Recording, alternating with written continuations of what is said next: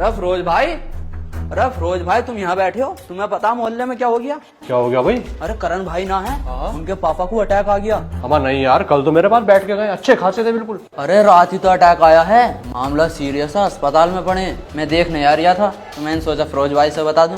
भाई तूने सही किया, मुझे तो पता भी नहीं था यार। चल मैं भी चल रहा हूँ देखने।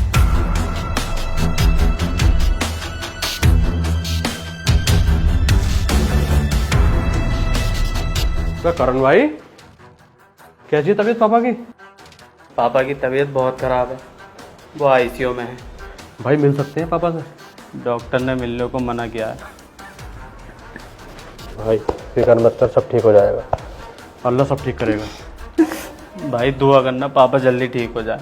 भाई तेरे पापा बिल्कुल ठीक हो जाएंगे, तू फिक्र मत कर, अच्छे लोगों के साथ अल्लाह है। अरे करण भाई फिक्र मत करो, हम आपके साथ हैं जैसे भी हैं। लो करण भाई, जैसी भी बात हो हमें कॉल कर देना, हम आधी रात तैयार है भाई, ठीक है? ओ अरे फिरोज भाई सुनो तो, ये लिफाफे का क्या चक्कर है भाई? लिफाफा क्यों दिया? लिफाफा, असल में इस लिफाफे की सबसे ज़्यादा ज़रूरत यही है।